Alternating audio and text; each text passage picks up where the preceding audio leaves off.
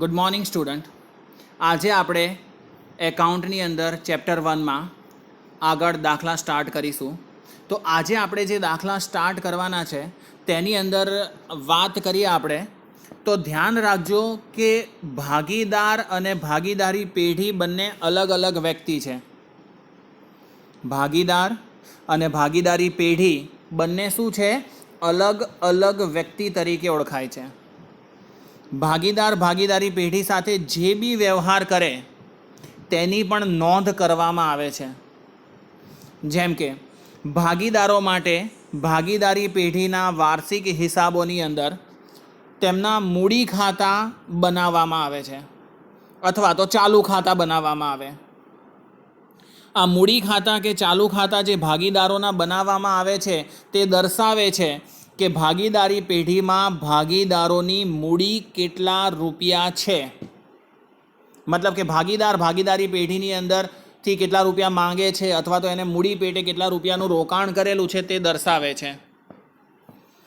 હવે મૂડી ખાતાની અંદર અમુક વિગતો એવી છે કે જેના કારણે મૂડીમાં શું થાય છે? વધારો। તો હવે પછીના આપણે જે દાખલા ગણવાના છે એમાં ધ્યાન રાખવાનું છે કે કયા કયા વ્યવહારો એવા છે કે જેના કારણે ભાગીદારની મૂડીમાં વધારો થાય છે। કયા વ્યવહારો એવા છે કે જેના કારણે ભાગીદારની મૂડીમાં શું થવાનો છે? વધારો। તો ભાગીદારની શરૂઆતની જે બી મૂડી હોય તેની અંદર મૂડી પર વ્યાજ ઉમેરવામાં આવે છે। મૂડી પર વ્યાજ ભાગીદારની આવક છે અને પેઢી માટે ખર્ચ છે। મૂડી પર વ્યાજ ભાગીદાર માટે આવક છે અને પેઢી માટે શું છે? ખર્ચ છે।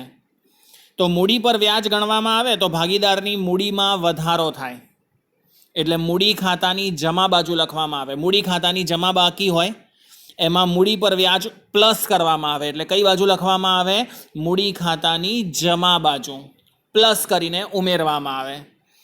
એવી જ રીતે ભાગીદારી પેઢીમાં જો નફો થાય તો એ નફો પણ ભાગીદારો માટે શું ગણવામાં આવે છે? આવક। અને તે આવક છે માટે તેની મૂડીમાં તે પણ શું કરશે? વધારો કરશે। તો આપણે અત્યારે જે દાખલા ગણીએ છીએ એમાં બે વસ્તુ ધ્યાનમાં રાખો કે ભાગીદારની મૂડીમાં મૂડી પર વ્યાજ છે એ અને વહેંચણી પાત્ર નફો છે તે એની મૂડીમાં શું કરે છે? વધારો કરે છે। એટલે આપણે કઈ બાજુ લખીએ છીએ? મૂડી ખાતાની જમા બાજુ પ્લસ કરીએ છીએ એટલે મૂડીમાં।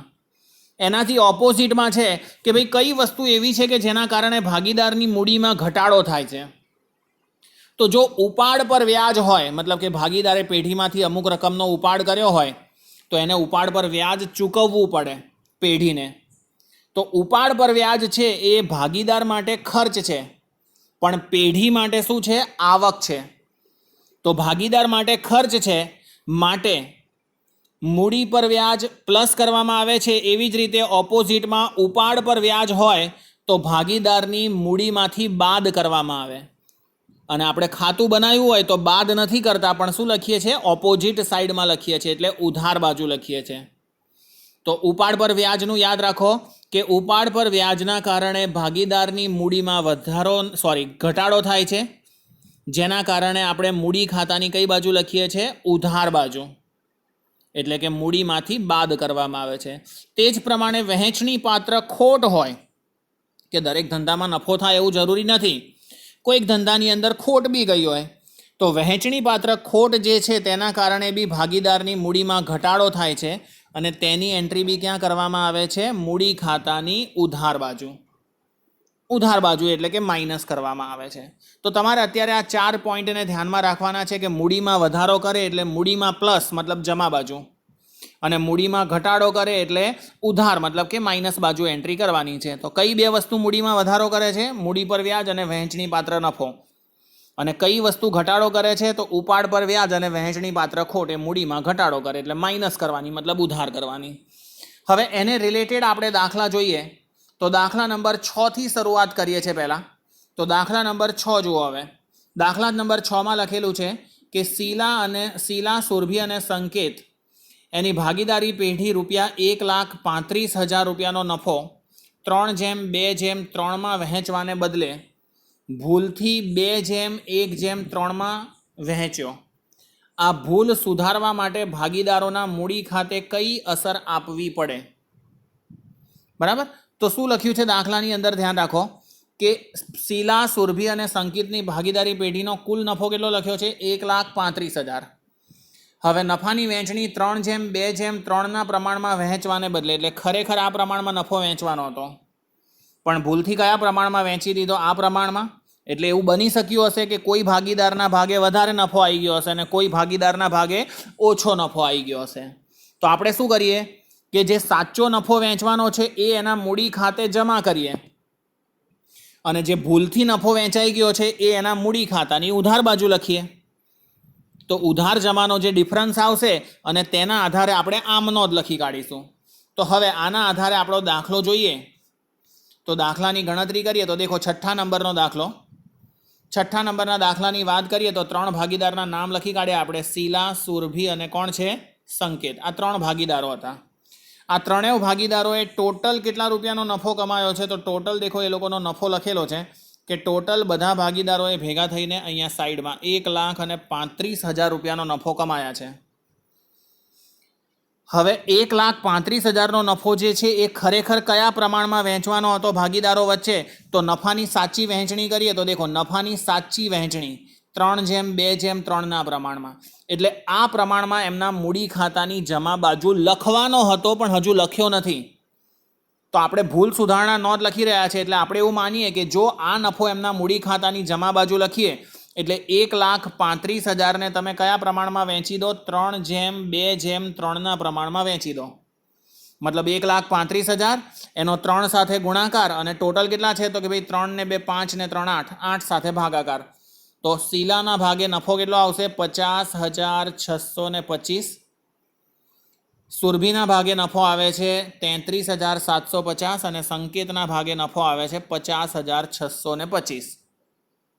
અને ભૂલથી નફાની વહેંચણી કયા પ્રમાણમાં થઈ ગઈ છે?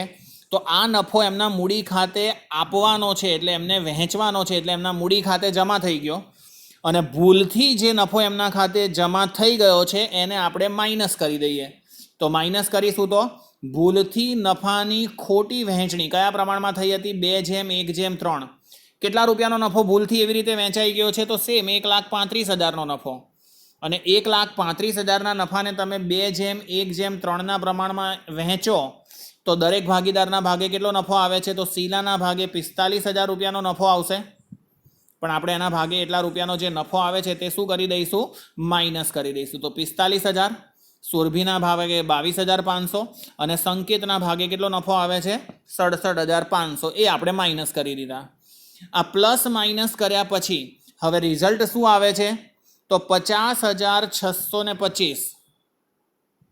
50,625 શીલાના ભાગે જે નફો આવવાનો હતો એમાંથી માઇનસ કેટલા કર્યા છે? નીચે દેખો 45,000.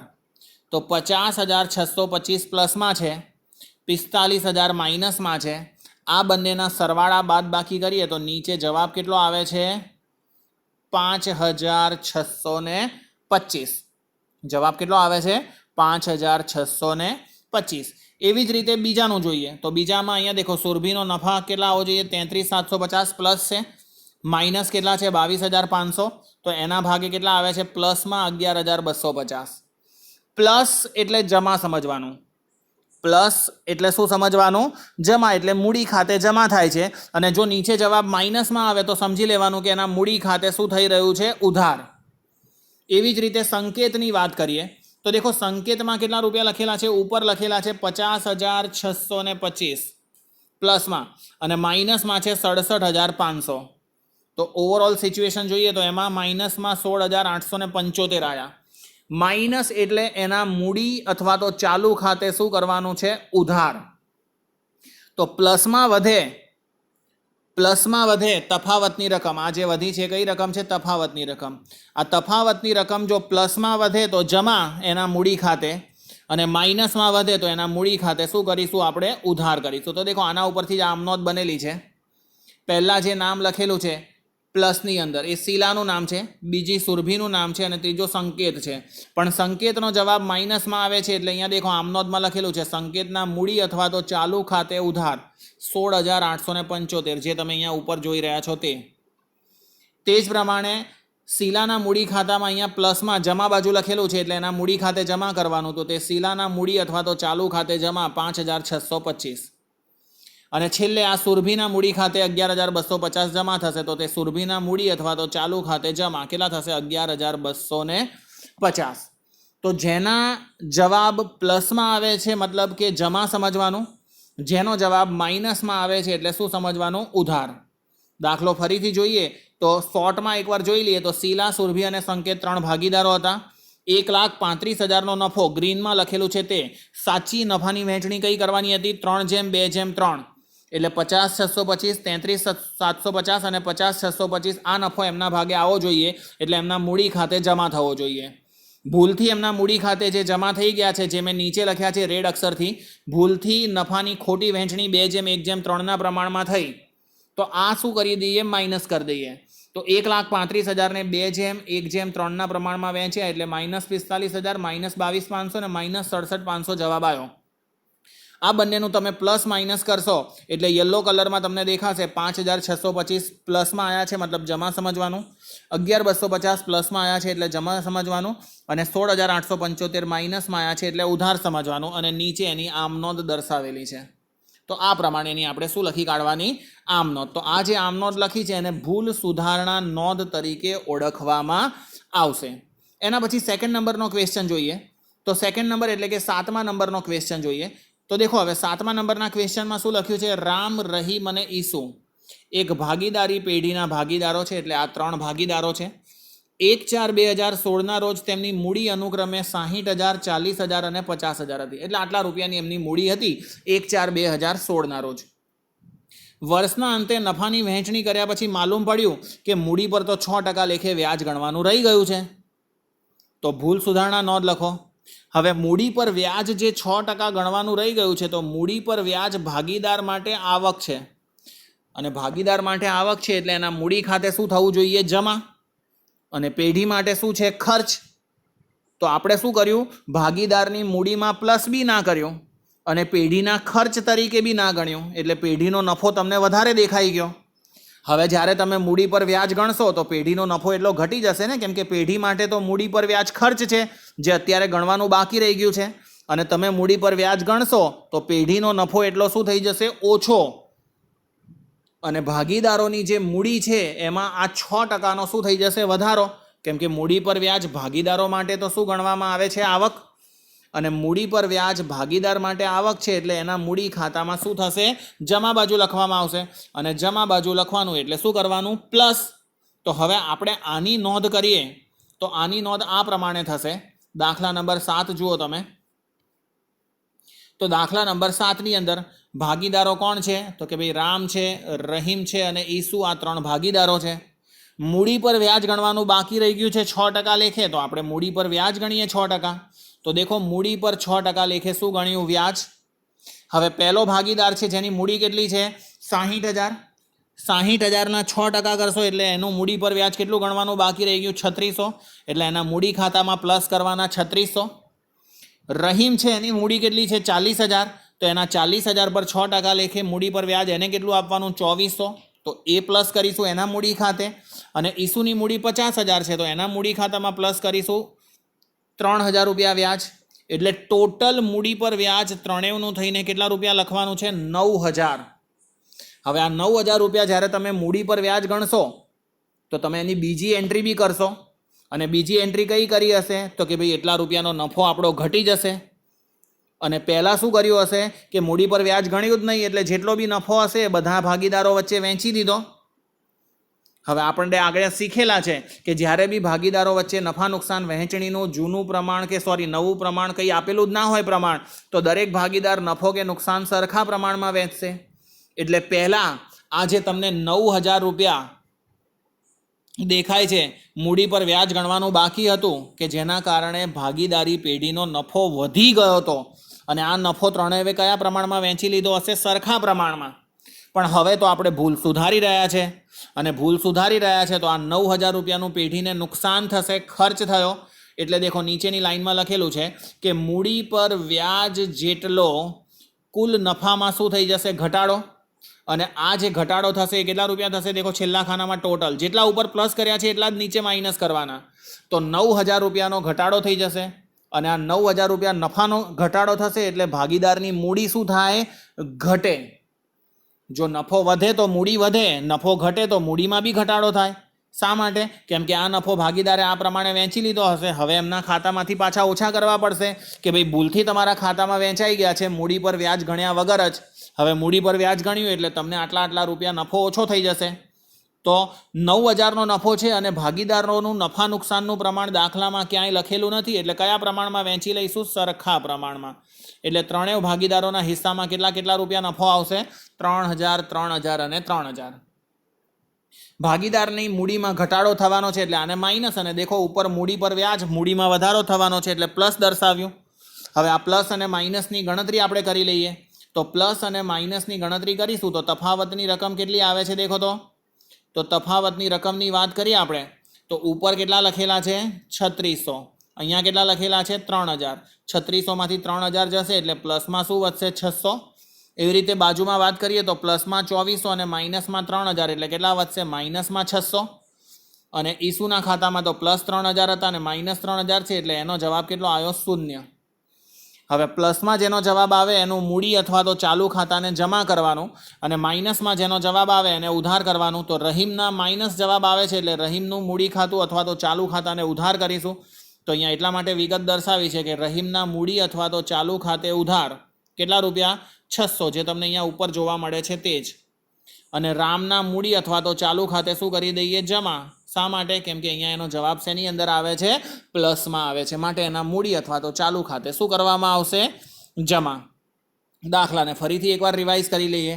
દાખલાની અંદર લખ્યું હતું શું કે રામ, રહીમ અને ઈસુ એ શું કરે છે કે નફો નુકસાન વહેંચતા ભાગીદારો છે. અને આ લોકોએ શું કર્યું હતું કે ભાઈ નફો વેચી લીધો પણ શું ગણવાનું રહી ગયું? મૂડી પર વ્યાજ ગણવાનું રહી ગયું. રામની મૂડી 60, રહીમની મૂડી 40 અને ઈસુની મૂડી 50,000 હતી. હવે મૂડી પર વ્યાજ ગણવાનું રહી ગયું અને નફો શું કરી દીધો? વેચી દીધો. હવે મૂડી પર વ્યાજ આપણે ગણીએ તો ભાગીદારની મૂડીમાં એટલો વધારો થશે એટલે એના મૂડી ખાતામાં જમા થાય અને જમા થાય એટલે એના મૂડી ખાતામાં પ્લસ કરવું પડે. એટલે આપણે પ્લસ કરીને દર્શાવેલું છે કે મૂડી પર વ્યાજ કેટલા ટકા? 6% લેખે. 3600, 2400 ને 3,000. ટોટલ કેટલા પ્લસ કરવાના? ત્રણેયના ખાનામાં થઈને 9,000. આ 9,000 મૂડી પર વ્યાજ જેટલો પેઢીને તો ખર્ચ થયો એટલે પેઢીના નફામાં ઘટાડો થશે. એટલે યલો અક્ષરમાં લખેલું છે કે મૂડી પર વ્યાજ જેટલો કુલ નફામાં શું થશે? ઘટાડો. આ ઘટાડો કયા પ્રમાણમાં થશે? તો ભાગીદારોના નફા નુકસાનના પ્રમાણમાં. દાખલાની અંદર નફા નુકસાનનું પ્રમાણ આપ્યું નથી એટલે કે 9,000 રૂપિયા આપણે કયા પ્રમાણમાં વેચીશું? સરખા પ્રમાણમાં. એટલે દરેક ભાગીદારના ભાગે કેટલા રૂપિયા આવ્યા? 3,000, 3,000 અને 3,000. હવે તફાવતની રકમ જોઈએ તો પ્લસ 3600 અને માઇનસ 3,000 એટલે 600, પ્લસ 2400 અને માઇનસ 3,000 એટલે માઇનસ 600 અને ઈસુના ભાગમાં 3,000 પ્લસમાં 3,000 માઇનસમાં એટલે કેટલા થઈ ગયા? 0. ભૂલ સુધારણા નોંધ લખીએ તો જેનો જવાબ પ્લસમાં આવે છે તેને જમા કરીશું અને જેનો જવાબ માઇનસમાં આવે છે તેને ઉધાર કરીશું. માટે રહીમના મૂડી અથવા તો ચાલુ ખાતે ઉધાર થશે 600 અને રામના મૂડી અથવા તો ચાલુ ખાતે 600 રૂપિયા શું કરીશું? જમા કરીશું. આ જ રીતનો સેમ ટુ સેમ દાખલો છે. દાખલા નંબર 7ની વાત કરીએ. હવે દાખલા નંબર 8ની વાત આપણે કરીએ તો દાખલા નંબર 8ની અંદર બી જુઓ તમે શું લખેલું છે તે જ પ્રમાણેની વિગત આપેલી છે કે દાખલા નંબર 8ની અંદર લતા, ગીતા અને પ્રવીણા એક ભાગીદારી પેઢીના ભાગીદાર છે. નફાની વહેંચણી કર્યા પછી આ લોકોને બી માલુમ પડ્યું કે ભાઈ ઉપાડ પર વ્યાજ અનુક્રમે 2700, 1200 અને 1500 ગણવાનો રહી ગયો છે. તો આના ઉપરથી આપણે શું બનાવવાની છે? ભૂલ સુધારણા નોંધ લખવાની છે. લતા, ગીતા અને પ્રવીણા એક ભાગીદારી પેઢીના ભાગીદારો છે. દેખો આ દાખલાની અંદર બી નફા નુકસાન વહેંચણીનું પ્રમાણ આપ્યું નથી એટલે આપણે સરખું જ ગણીશું. નફો બધા ભાગીદારો વચ્ચે વહેંચી દીધો પછી ખબર પડી કે સારું ઉપાડ પર વ્યાજ ગણવાનું તો રહી ગયું છે અને ઉપાડ પર વ્યાજની રકમ લખી કાઢી છે 2700, 1200 અને 1500. ભૂલ સુધારણા નોંધ લખવાની છે. તો ઉપાડ પર વ્યાજ છે એ ભાગીદારો માટે ખર્ચ છે અને ભાગીદારો માટે ખર્ચ છે માટે તેમની મૂડીમાં ઘટાડો કરે અને એમની મૂડીમાં ઘટાડો કરે એટલે આપણે એમની મૂડીમાંથી શું કરવા પડે? માઇનસ. એટલે જ્યારે આપણે અહીંયા આગળ નીચે વિગત કરી છે અથવા તો દાખલાની ગણતરી કરી છે તેની અંદર દેખો આપણે દાખલાની ગણતરી કેવી રીતે કરી છે. તો દાખલા નંબર 8 આપણી પાસે ભાગીદારો છે. કોણ છે? લતા, ગીતા અને પ્રવીણા. હવે આ લતા, ગીતા અને પ્રવીણા છે તેમને શું ભૂલ કરી છે તો કે ભાઈ ઉપાડ પર વ્યાજ, નીચેની લાઈનમાં કરું છું ધ્યાન રાખજો, ઉપાડ પર વ્યાજ ગણવાનું ભૂલી ગયા છે. તો ઉપાડ પર વ્યાજ ગણીશું ખરેખર જ્યારે આપણે પેઢીના અંદર ઉપાડ પર વ્યાજ જ્યારે આપણે ખરેખર ગણીશું તો લતા, ગીતા અને પ્રવીણાની મૂડી આટલી ઘટી જવી જોઈએ. તો ખરેખર એમની મૂડીમાં 2700 ઉધાર એટલે કે ઘટાડો, ગીતાની મૂડીમાં 2200 ઉધાર એટલે ઘટાડો અને પ્રવીણાની મૂડીમાં 1500 ઉધાર એટલે કે ઘટાડો કરવાનો છે. એટલે ટોટલ ઘટાડો કેટલા રૂપિયાનો કરવાનો છે? 5400 રૂપિયાનો. હવે ભાગીદાર માટે ઉપાડ પર વ્યાજ ખર્ચ છે પણ પેઢી માટે તો આવક છે ને. હવે આની તમે જ્યારે નોંધ કરશો તો પેઢીનો નફો આ ટોટલ રકમ જેટલો વધી જશે. એટલે પેઢીનો નફો 5400 વધી જશે અને પેઢીનો નફો 5400 વધી જશે તો પેઢીનો નફો વેચશે કોણ? તો ભાગીદારો જ વેચવાના છે. ભલે ઉપાડ પર વ્યાજ બી ભાગીદારને જ ચૂકવવાનું છે પણ પેઢીમાં જે ઉપાડ પર વ્યાજ ગણવાના કારણે નફો થશે એ નફો બી કોણ લઈ જશે? ભાગીદારો જ લઈ જશે. તો આ જે નફો ભાગીદારો લઈ જવાના છે એ ટોટલ કેટલા રૂપિયા નફો લઈ જવાના છે? છેલ્લા ખાનામાં દેખો અહીંયા 5400 રૂપિયા લઈ જવાના છે. પણ આ 5400 રૂપિયાનો નફો દરેક ભાગીદાર વચ્ચે કેટલો આવશે?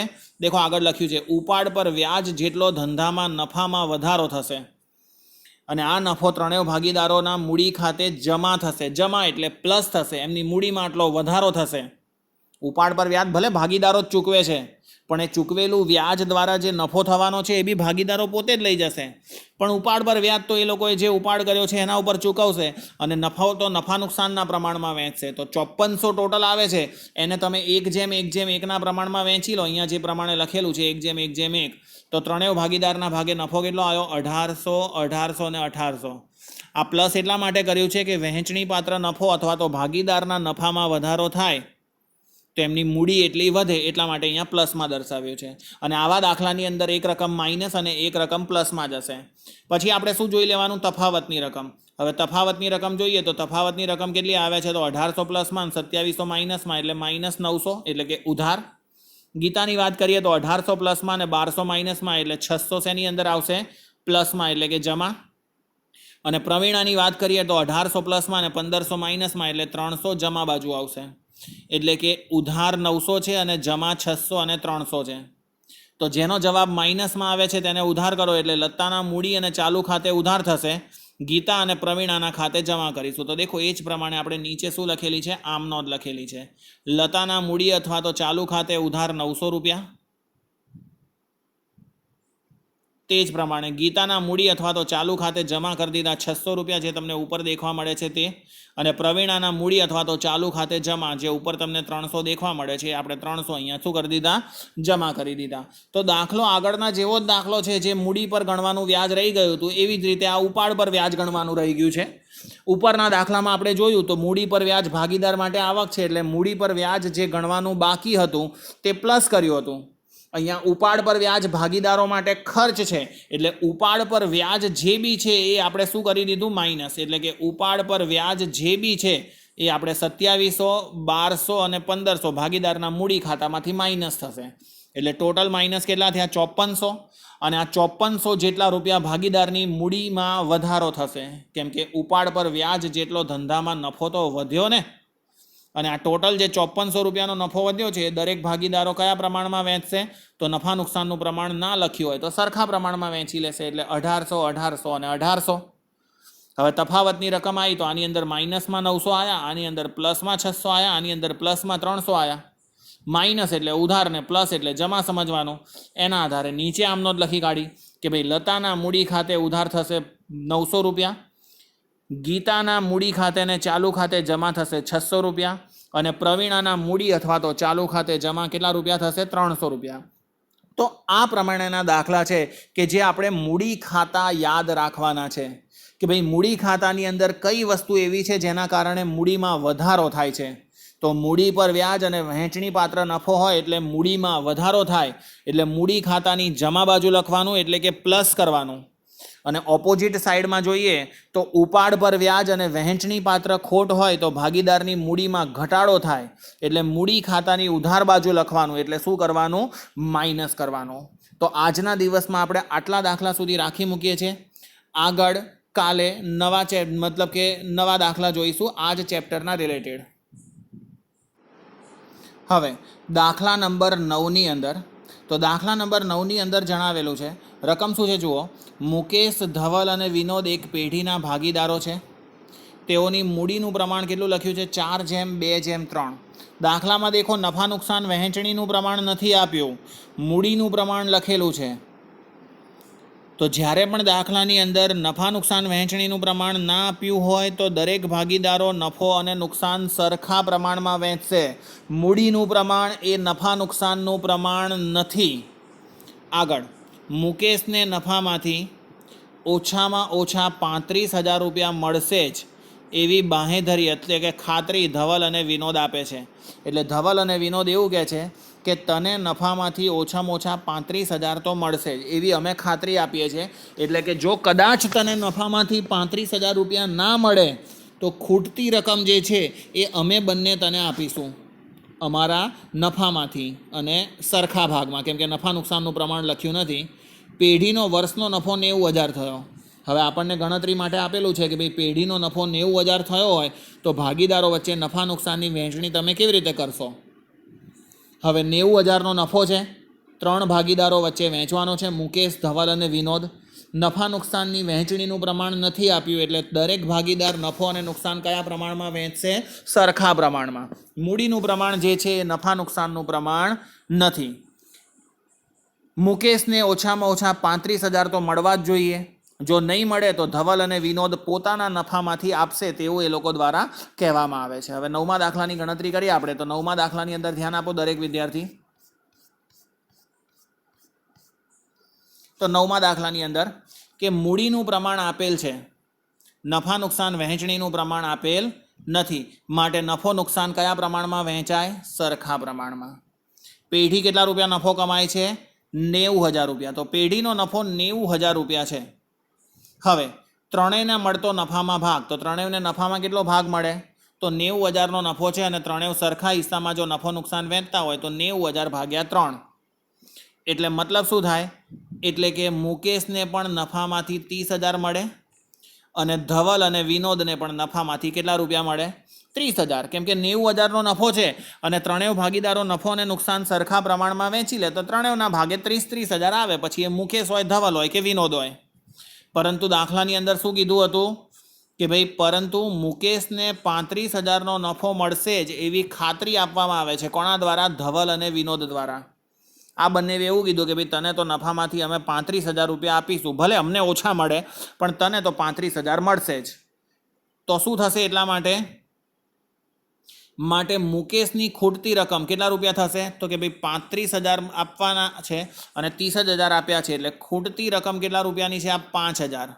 આ 5,000 રૂપિયાની જે ખૂટતી રકમ છે તે ધવલ અને વિનોદ પોતાના નફા નુકસાનનું પ્રમાણ એટલે કયા પ્રમાણમાં? સરખા પ્રમાણમાં પોતાના નફામાંથી આપી દેશે કે લે ભાઈ મેં તને બાંયધરી આપી હતી ને, એટલે મેં તને ખાતરી આપી હતી એટલે મારા નફામાંથી આ તું લઈ લે એટલે તારા 35,000 પૂરા થઈ જાય.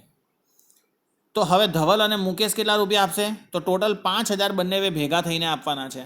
બંને ભેગા થઈને કેટલા રૂપિયા આપવાના છે? 5,000. આ જે લખેલા છે ને, કેમ કે 5,000 હજુ ખૂટે છે અને 35,000 પૂરા કરવામાં મુકેશને, એટલે અહીંયા નીચે લખેલું છે કે ધવલે મુકેશને આપવાની રકમ અને વિનોદે મુકેશને આપવાની રકમ કેટલા રૂપિયા આપવા પડશે? તો 5,000ના અડધા એટલે 2,500 ધવલ આપશે અને 5,000ના બીજો અડધો ભાગ એટલે બાકીના 2,500 મુકેશ વિનોદ આપશે. અને મળશે કોણે? બંને મુકેશને. તો હવે દરેક ભાગીદારના ભાગમાં કેટલો નફો આવશે? તો ભાગીદારો વચ્ચે નફાની વહેંચણી આ પ્રમાણે થશે. ભાગીદારના નામ લખી કાઢ્યા આપણે, મુકેશ, ધવલ અને વિનોદ. આ 3 ભાગીદારો છે. સૌથી પહેલાં તો જે ઓરિજિનલ વસ્તુ છે એની વાત કરી દઈએ કે ભાઈ સરખા ભાગે દરેક ભાગીદારના ભાગે નફાની વહેંચણી કરવામાં આવે. એટલે અહીંયા છેલ્લે જો નફો કેટલા રૂપિયાનો છે? 90,000નો. અને 90,000નો નફો ત્રણેય ભાગીદારો વચ્ચે સરખા પ્રમાણમાં વહેંચીએ એટલે દરેક ભાગીદારના ભાગે કેટલા રૂપિયાનો નફો આવે? 30,000 રૂપિયાનો નફો આવે. પણ હવે ઉપર બાંહેધરી આપી છે એ પ્રમાણે પહેલો ભાગીદાર મુકેશ જે છે એ મુકેશને તો નફાની ખરેખર વહેંચણી કેટલા રૂપિયા થવી જોઈતી હતી? 35,000. એટલે મુકેશના ભાગે ટોટલ 35,000 આવવા જોઈએ. આ 35,000 રૂપિયા જે આવવા જોઈએ એટલે કેટલા રૂપિયા ખૂટે છે? આ 5,000 વચ્ચેવાળા.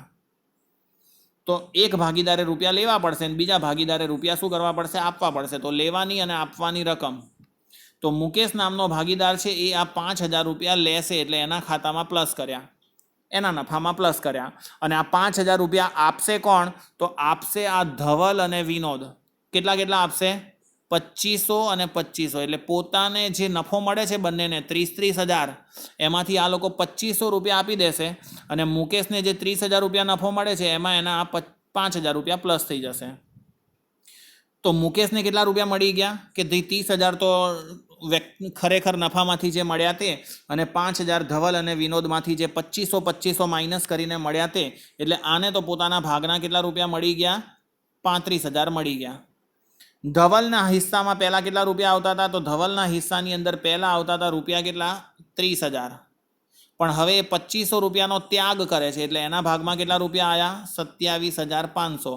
એવું સેમ ટુ સેમ કોની જોડે બન્યું? વિનોદ જોડે. વિનોદના ભાગે બી 30,000 રૂપિયા આવતા હતા, પણ એને બી 2500 રૂપિયાનો ભાગ આપવો પડ્યો પોતાનામાંથી, કેમ કે ખાતરી આપી હતી કે ભાઈ તને 35,000 રૂપિયા મળશે જ.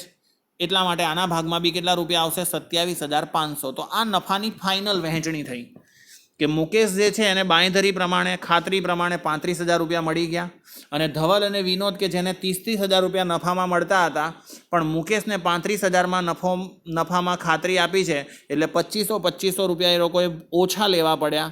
પોતાના નફામાંથી 2500 કરીને 5,000 રૂપિયા પ્લસ કરીને મુકેશને આપવા પડ્યા. એટલે ધવલના ભાગે 27,500 અને વિનોદના ભાગે બી કેટલા રૂપિયા આવ્યા? 27,500. ફરીથી એકવાર દાખલાની ગણતરી જોઈ લઈએ આપણે કે દાખલાની અંદર મૂડીનું પ્રમાણ આપેલ છે, નફા નુકસાન વહેંચણીનું પ્રમાણ આપેલ નથી. માટે નફો નુકસાન દરેક ભાગીદારો કયા પ્રમાણમાં વહેંચશે? સરખા પ્રમાણમાં. મેં બધી જ ગણતરી દાખલામાં લખી કાઢી છે, એટલે જે પ્રમાણે હું બોલું છું એ પ્રમાણે દાખલો ચાલુ છે. પેઢીનો નફો કેટલા રૂપિયાનો છે? 90,000નો.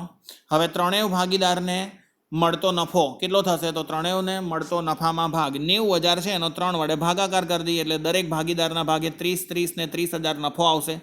એટલે મુકેશને પણ નફામાંથી 30,000 મળે, ધવલ અને વિનોદને પણ નફામાંથી 30,000 રૂપિયા મળશે. પરંતુ મુકેશને 35,000 નફો મળશે જેવી ખાતરી ધવલ અને વિનોદ દ્વારા આપવામાં આવી છે. માટે મુકેશને જે 35માંથી 30 માઇનસ કરીએ તો હજુ 5,000 રૂપિયા જે ખૂટે છે એ ધવલ અને વિનોદ સરખા પ્રમાણમાં ભોગવશે. સરખા પ્રમાણમાં એટલે ધવલે મુકેશને કેટલા રૂપિયા આપવાના રહેશે? તો 5,000નો અડધો ભાગ એટલે 2500, અને વિનોદે પણ મુકેશને કેટલા રૂપિયા આપવા પડશે? તો એને બી અડધા આપવા પડશે. 5,000નો અડધો હિસ્સો એટલે 2500 રૂપિયા. તો ભાગીદારો વચ્ચે નફાની વહેંચણી કેવી રીતે થશે? તો કે ભાઈ 90,000નો નફો છે એ ખરેખર ભાગીદારો વચ્ચે 1:1:1ના પ્રમાણમાં વહેંચીએ તો 30 અને 30 આવે. પણ મુકેશને 5,000 લેવાના છે અને ધવલ અને વિનોદ 2500 આપવાના છે. તો લેવાની કે આપવાની થતી રકમમાં જોઈએ તો મુકેશમાં 5,000 પ્લસ કર્યા, એ 5,000 ક્યાંથી આવ્યા? તો ધવલ અને વિનોદમાંથી માઇનસ કરીને.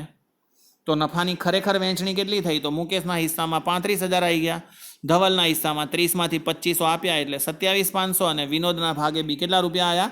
27,500. ત્યારબાદ હવે જે દાખલો જોવાનો છે બહુ જ સરળ અને સિમ્પલ દાખલો છે.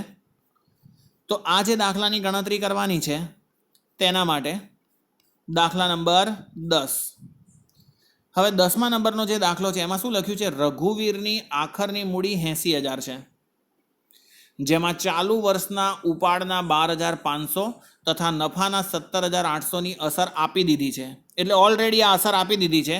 આપણે શરૂની મૂડી પર 6% લેખે વ્યાજ ગણવાનું છે. હવે આપણે શરૂઆતની મૂડી પર વ્યાજ ગણવાનું છે ને આપણી પાસે છે તો આખરની મૂડી. હવે આપણી પાસે આખરની મૂડી છે તો આપણે શરૂઆતની મૂડીથી વિચારો તમે પહેલાં કે આપણા પાસે વર્ષમાં શરૂઆતમાં મૂડી છે. હવે ઉપાડ અને નફાની વાત કરો તો આપણી પાસે વર્ષની શરૂઆતમાં સમજી લો 1,00,000 રૂપિયાની મૂડી છે. દાખલામાં ધ્યાન ના રાખો, ખાલી હું બોલું છું એટલું જ સમજો કે આપણી પાસે વર્ષની શરૂઆતમાં 1,00,000 રૂપિયાની મૂડી છે. હવે આખા વર્ષ દરમિયાન આપણે નફો કમાયા 50,000 રૂપિયા. આખા વર્ષ દરમિયાન નફો કેટલા રૂપિયા કમાયા? 50,000. એટલે મૂડી કેટલી થઈ ગઈ? 1,00,000, અને એની અંદર 50,000 નફો પ્લસ કરો એટલે 1,50,000 થઈ ગઈ. અને આખા વર્ષ દરમિયાન આપણે ઉપાડ કર્યો 40,000. તો આખરની મૂડી કેટલી થઈ? તો કે ભાઈ 1,50,000 મૂડી થઈ હતી, એમાંથી 40,000 રૂપિયા ઉપાડી લઈએ એટલે આખરની મૂડી થાય 1,10,000. તો તમે શું કર્યું? નફાને પ્લસ કર્યું અને ઉપાડને માઇનસ કર્યું તો તમને આખરની મૂડી મળી. પણ આ દાખલામાં તો એનાથી ઓપોઝિટ છે. આખરની મૂડી આપી છે, ઉપાડ આપ્યો છે અને નફો આપ્યો છે. આપણે શરૂઆતની મૂડી શોધવાની છે. તો રિવર્સમાં સ્ટેપ જાઓ. શરૂઆતના સ્ટાર્ટિંગના સ્ટેપ કયા હતા? સીધા સ્ટેપ. શરૂઆતની મૂડી પ્લસ નફો માઇનસ ઉપાડ અને આખરની મૂડી. હવે નીચેથી ઉપર તરફ જાઓ અને સાઇન બદલવી પડશે. તો આખરની મૂડીમાં ઉપાડ પ્લસ કરો અને શરૂઆતની મૂડી શોધવા માટે નફો માઇનસ કરી દો. ફરીથી આખરની મૂડીમાં ઉપાડ પ્લસ કરી દો અને શું માઇનસ કરશો? નફો માઇનસ કરી દો. તો તમને શરૂઆતની મૂડી મળી જાય. તમે પહેલાં સીધું સ્ટેપ ઉતર્યા હતા, હવે આપણે રિવર્સમાં ચડવાનું છે. એટલે જે પ્લસ માઇનસની સાઇન છે તે બદલીને ગણતરી કરવાની. તો અહીંયા દેખો એ પ્રમાણેની ગણતરી કરેલી છે દાખલા નંબર 10ની અંદર. શરૂઆતની મૂડી શોધીને શરૂઆતની મૂડી પર આપણે કેટલા ટકા વ્યાજ ગણી લઈશું? 10 જે બી પર્સન્ટેજ એ લોકોએ લખેલા છે 6%, તો 6% વ્યાજ ગણી લઈએ. દેખો ફોર્મેટ. આખરની મૂડી છે 80,000, તો આખરની મૂડી લખી 80,000. એમાં ઉપાડ શું કરી દઈએ? પ્લસ. તો ઉપાડ કેટલા રૂપિયાનો છે? 12,500નો પ્લસ. તો ઉપાડ 12,500 પ્લસ કર્યો તો જવાબ કેટલો આવ્યો? બંનેનું ટોટલ 92,500. એમાંથી નફો માઇનસ કરી દીધો તો નફો કેટલા રૂપિયા લખેલો છે? તો માઇનસ કર્યું નફો 17,800. હવે 17,800 નફો માઇનસ કર્યો તો શરૂઆતની મૂડી કેટલી મળી ગઈ? 74,700. આ રિવર્સમાં સ્ટેપ આવ્યા. સીધા સ્ટેપ માટે નીચેથી જોવાનું ચાલુ કરો તો સૌથી પહેલાં શરૂઆતની મૂડીમાં નફો પ્લસ કરીશ ને તો આ રકમ મળશે અને એમાંથી ઉપાડ માઇનસ કરીશ તો આખરની મૂડી મળશે. પણ આપણે એનાથી ઓપોઝિટ કર્યું. આખરની મૂડીમાં ઉપાડ પ્લસ કર્યો અને નફો માઇનસ કર્યો તો શરૂઆતની મૂડી કેટલી મળી ગઈ? 74,700. હવે એ લોકોએ તો સિમ્પલ ક્વેશ્ચન પૂછ્યો છે કે ભાઈ શરૂઆતની મૂડી પર 6% લેખે શું ગણો? વ્યાજ ગણો. તો આપણે શરૂઆતની મૂડી પર 6% વ્યાજ ગણી કાઢ્યું. તો મૂડી પર વ્યાજ 74,700ના 6% એટલે કે 6 સાથે ગુણાકાર ને 100 વડે ભાગાકાર. તો મૂડી પર વ્યાજ કેટલું આવી ગયું? 4,482 રૂપિયા. ફરીથી સિમ્પલ સવાલ છે. સવાલની અંદર લખેલું છે આખરની મૂડી 80,000, ઉપાડ 12,500 અને નફો 17,800 છે. એ બધાની અસર આપ્યા પછી આખરની મૂડી 80,000 થાય છે. તો તમારે શરૂઆતની મૂડી શોધવાની છે, કેમ કે શરૂઆતની મૂડી પર 6% લેખે વ્યાજ ગણવાનું છે. ફોર્મેટમાં આટલું જ પૂછવામાં આવે છે. તો આપણે ગણતરી કરીએ તો આખરની મૂડી 80,000, એમાં ઉપાડ પ્લસ અને નફો માઇનસ. તો શરૂઆતની મૂડી કેટલી મળી? 74,700. અને 74,700ની મૂડી પર વ્યાજ ગણી કાઢ્યું 6%. તો 74,700ના 6% એટલે 4,482. આ પ્રમાણેની ગણતરી છે. હવે આપણે ચેપ્ટરનો સૌથી છેલ્લો એટલે કે 11મા નંબરનો દાખલો જોઈએ. તો ચેપ્ટરનો 11મા નંબરનો જે દાખલો આપેલો છે તેની ગણતરી.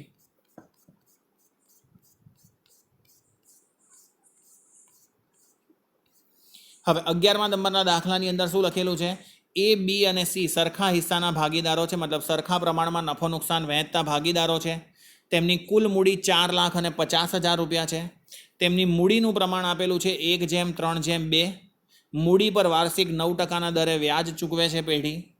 ભાગીદાર સીને મૂડીના વ્યાજ સહિત 73,500 રૂપિયા મળ્યા. તો ભાગીદાર એ અને બીને મૂડીના વ્યાજ સહિત કેટલા રૂપિયા મળે? શું લખ્યું છે રકમમાં? એ, બી અને સી નફા નુકસાનનું પ્રમાણ આપી દીધું છે. સરખા હિસ્સા પ્રમાણે નફો નુકસાન વહેંચતા ભાગીદારો છે. એટલે દરેક ભાગીદારના ભાગે નફો જે વહેંચીશું એ કયો આવશે? સરખો. હવે મૂડી એમની કેટલી છે? 4.5 લાખ રૂપિયા અને મૂડીનું પ્રમાણ 1:3:2 છે. અને મૂડી પર વ્યાજ કેટલા ટકા ગણવાનું છે? 9%. તો પહેલાં આપણે આટલી જ ગણતરી કરીએ કે કુલ મૂડી 4.5 લાખ છે, 1:3:2ના પ્રમાણમાં વહેંચવાની છે અને મૂડી પર વ્યાજ કેટલા ટકા ગણવાનું છે? 9%. તો દેખો પહેલાં ખાલી આટલી ગણતરી, પછી આપણે આગળ શીખીએ.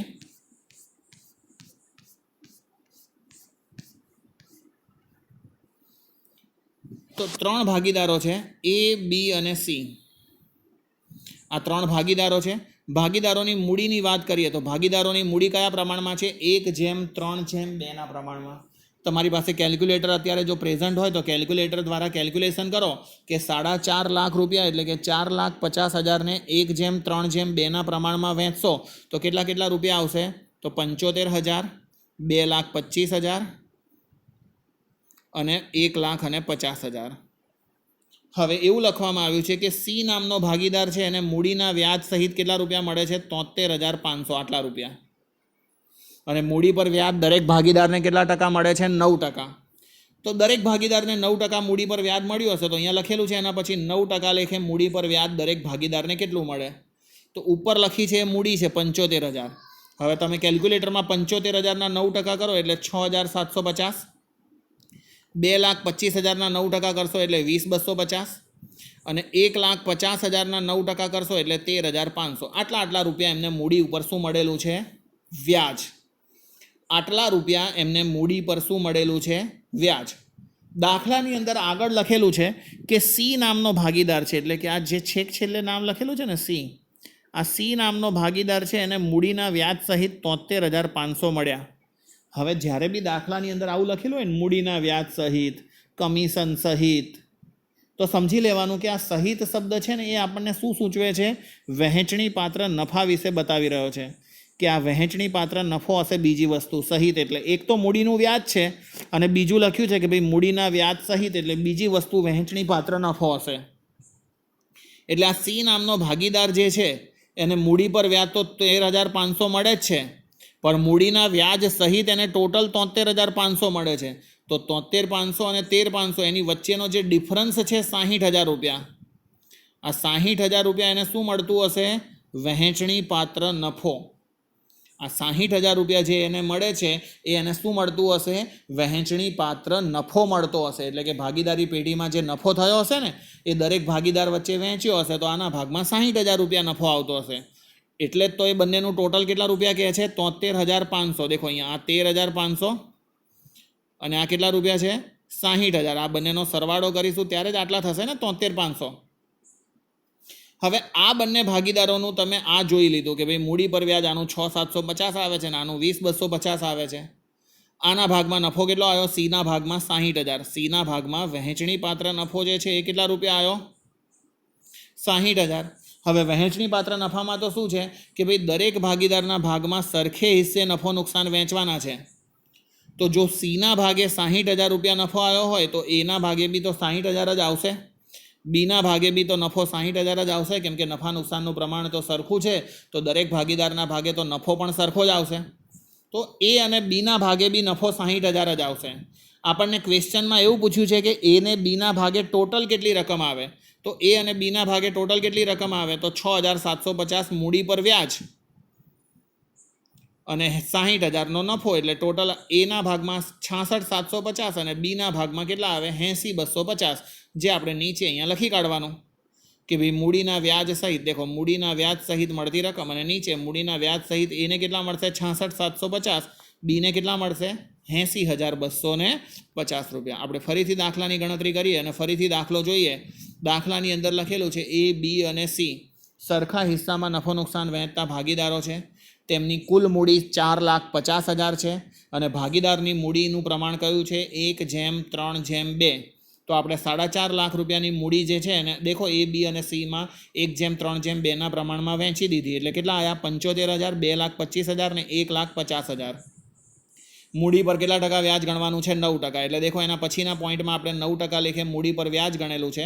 75,000ના 9% 6,750, 2,25,000ના 9% 20,250 અને 1,50,000ના 9% 13,500. પછી દાખલામાં એવું દર્શાવેલું છે કે સી નામનો ભાગીદાર છે એને મૂડીના વ્યાજ સહિત, એટલે મૂડીનું વ્યાજ તો 13,500 છે જ અને સહિત લખેલું છે એટલે વહેંચણી પાત્ર નફો સમજો.